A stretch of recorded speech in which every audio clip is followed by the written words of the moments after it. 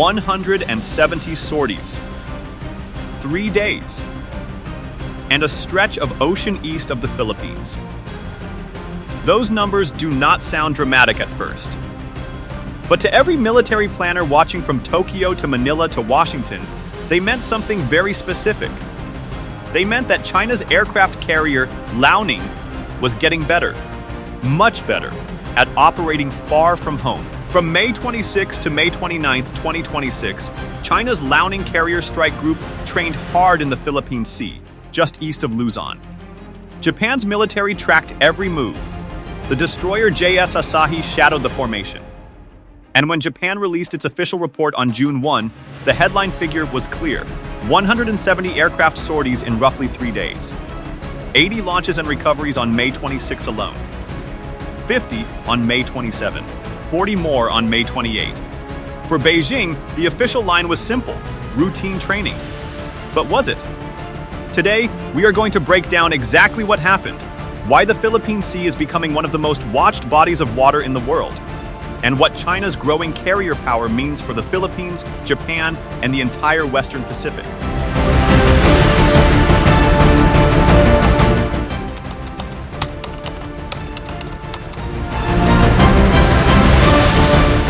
Let us start with the facts. On May 19, 2026, China's People's Liberation Army Navy officially announced that the Liaoning Carrier Strike Group was deploying to the Western Pacific. That alone was nothing unusual. China has been making these deployments more frequently. But what happened next caught the attention of defense watchers across Asia. By May 26, Japanese maritime self-defense force vessels had the group in sight.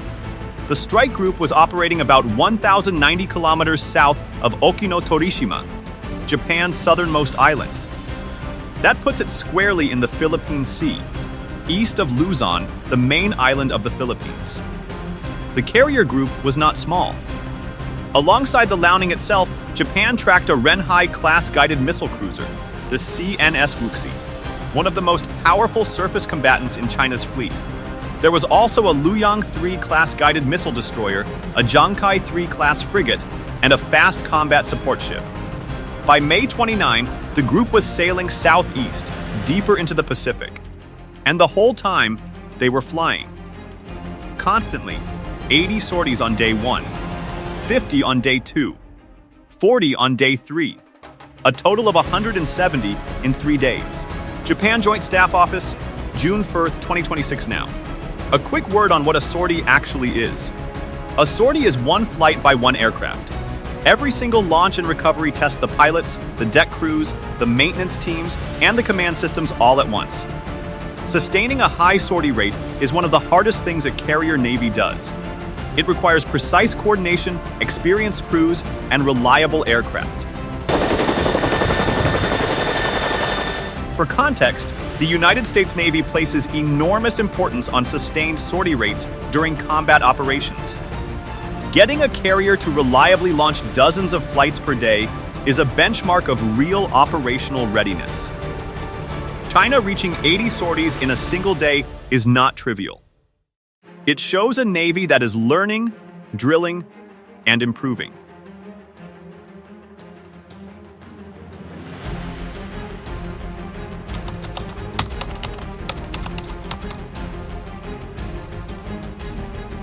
Now let us talk about geography, because in military strategy, geography is everything. The Philippine Sea sits east of the Philippines. It stretches north toward Japan and the Ryukyu Islands, and east toward Guam and the Mariana Islands. This stretch of water sits between two imaginary lines that define China's strategic thinking: the first island chain and the second island chain. The first island chain runs roughly through Japan, the Ryukyu Islands, Taiwan, and the Philippines. China views this chain as a potential blockade line. In a conflict, US and allied forces could use these islands and their surrounding waters to restrict China's naval movements into the open Pacific. The second island chain runs further east through Guam and the Mariana Islands. That is where major US military bases sit. Guam, in particular, is home to Andersen Air Force Base and significant naval facilities. The Philippine Sea is the corridor between these two chains. Whoever can operate freely in this corridor controls the gateway between Asia's coastline and the broader Pacific Ocean. This is not just a theory. In any future conflict over Taiwan, the Philippine Sea becomes a critical battleground. Forces positioned east of Taiwan can cut off reinforcements, threaten carrier operations, and complicate any military response. That is why Liaoning training there, not in the Yellow Sea, not in the South China Sea, but specifically east of Luzon, is significant.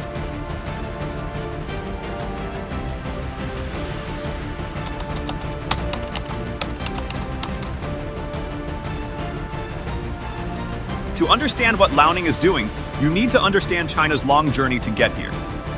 The Liaoning was originally a Soviet-era carrier hull purchased from Ukraine in 1998. China officially commissioned it in 2012. For years, it was mainly a training ship, a school for China's first generation of carrier pilots and deck crews. But things have changed dramatically in the years since. In November 2025, China commissioned its third carrier, the Fujian, the first built entirely in China, equipped with electromagnetic catapults similar to those on the latest US carriers. The Fujian can carry an estimated 50 to 60 aircraft, including the J-35 stealth fighter. It represents a genuine generational leap. And even Liaoning itself has been upgraded. In May 2026, Chinese state media reported that both the J-35 stealth fighter and the advanced J-15T have successfully operated from Liaoning's ski jump deck. That means even China's oldest carrier is now part of a fleet that is integrating stealth aircraft across all three of its carriers. Beijing has effectively expanded fifth-generation carrier aviation capability beyond the Fujian toward its entire operational carrier fleet. Defense Security Asia, June 2026. So what is Liaoning's role today? Think of it as the experienced senior carrier. It trains the pilots, develops the doctrine, tests the concepts, and proves what is possible. The lessons learned from those 170 sorties in the Philippine Sea are lessons that will be applied to Shandong, and then to the Fujian when it reaches full operational capability, which analysts expect by end of 2026 or 2027.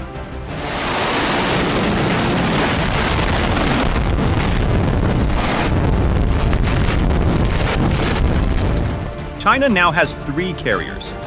For the first time in history, Beijing can sustain distributed carrier strike operations across multiple theaters simultaneously. That is a significant milestone.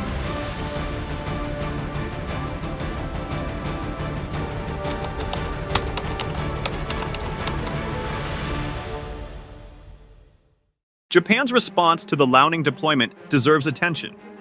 Because Japan did not simply track the Chinese carrier group from a distance and file a report. Japan's reaction tells us something important about how Tokyo views its own security situation. The destroyer JS Asahi followed the Liaoning strike group throughout its Philippine Sea operations.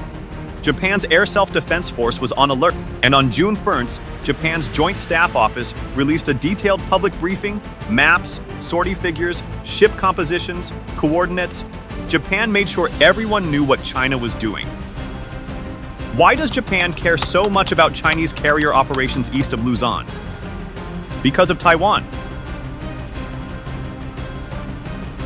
Japan's military planners know that a Taiwan crisis does not stay contained. It affects sea lanes, air corridors, and the security of islands that are legally Japanese territory. And beyond Taiwan, Japan and China are already locked in an ongoing dispute over the Senkaku Islands in the East China Sea. But here is what makes the current moment different from 5 years ago. Japan is not watching alone anymore.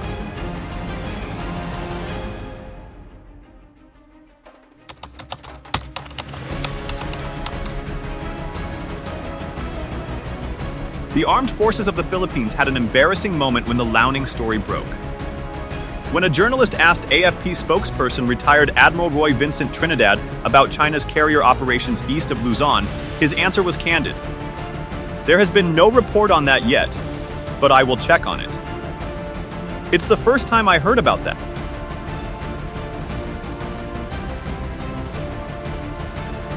China's largest carrier strike group had been operating near the Philippines for days, and Manila found out from Japan's public press release. That admission tells you a lot about the intelligence gap the Philippines is still working to close. But it also tells you why the US-Japan-Philippines security network is deepening so quickly. The Japan-Philippines Reciprocal Access Agreement entered into force in September 2025. In January 2026, an acquisition and cross-servicing agreement was signed. In May 2026, Japanese Defense Minister Koizumi traveled to Manila for a defense ministers' meeting with Secretary Teodoro. We do not canalize the area, but insofar as we have convergence with our like-minded partners, this is our share and helping us to put in, to punch with our own weight in defending ourselves and to contributing to regional peace and stability. Japan's JSDF participation in Balikatan 2026 jumped from 140 personnel to approximately 1,400, a tenfold increase. Japan conducted its first ever live fire surface to ship missile training on Philippine soil during that exercise. As the regional and international security environment becomes increasingly severe, Japan and the Philippines have been working in close coordination. Japanese Defense Minister Koizumi, Manila. Tokyo is not just sending observers to exercises. It is transferring warships and firing missiles from Philippine soil. China's foreign ministry has already criticized the Japan-Philippines security arrangements, calling them a provocation. Philippine Defense Secretary Teodoro responded directly. It is none of China's business. China would then be interfering in the internal affairs of both Japan and the Philippines.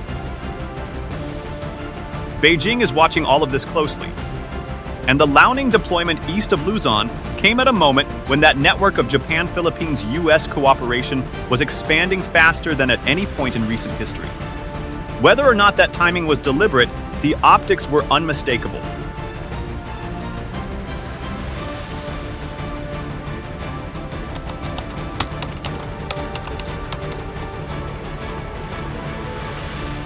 We cannot discuss Chinese carrier operations in the Philippine Sea without talking about Taiwan. Because Taiwan is the strategic variable that gives everything else its significance. The Bashi Channel, which separates Taiwan from the Philippines, is about 250 kilometers wide. It is one of the most strategically important waterways in the world. Forces that can operate freely south of Taiwan through the Bashi Channel and into the Philippine Sea gain a flanking position in any Taiwan contingency.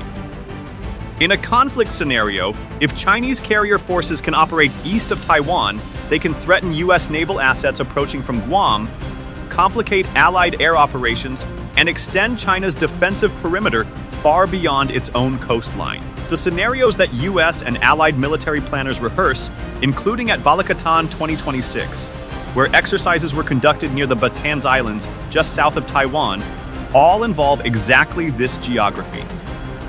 China's military planners know this. That is why the sortie numbers in the Philippine Sea matter beyond just the training value. Practicing sustained carrier aviation operations in that exact stretch of water is practicing the mission that would be most critical in a real crisis.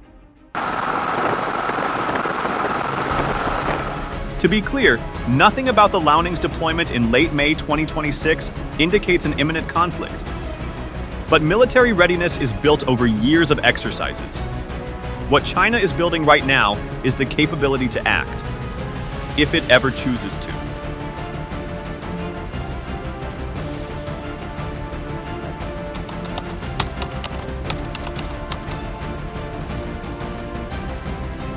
So was this routine training, or was it a strategic message? The honest answer is, it was both. And that is true of most major military exercises by any great power. The training case is real. Carriers require constant practice.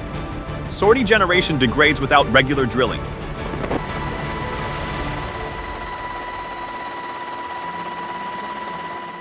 China's carriers have never seen combat, and closing that experience gap through intensive exercises is a genuine military necessity.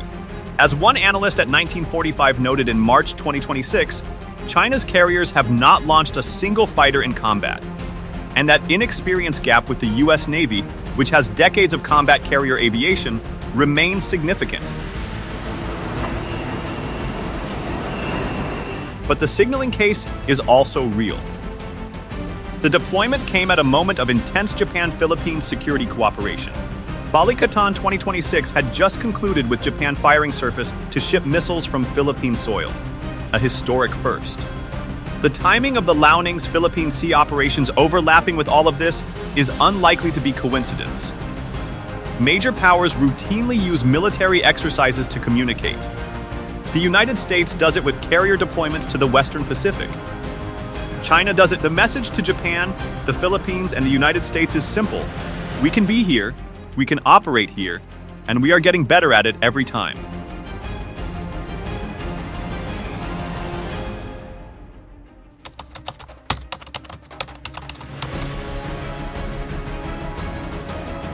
Let us bring this back to that number, 170. 170 sorties in 3 days represents more than flight training. It represents a Chinese Navy that is systematically building its ability to operate beyond its traditional waters. It represents a Philippine Sea that is no longer just open ocean, it is contested strategic space. And it represents a moment when the line between military training and political signaling has become almost impossible to draw.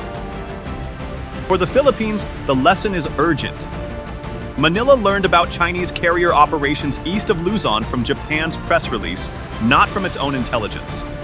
That gap matters. It is precisely why the deepening of Japan-Philippines-US defense cooperation is not a choice, but a necessity. For Japan, the lesson reinforces what Tokyo has believed for years, that China's growing naval power is not a distant concern. It is arriving in Japan's neighborhood and operating with increasing confidence. And for China, the lesson is that 170 sorties in the Philippine Sea do not go unnoticed.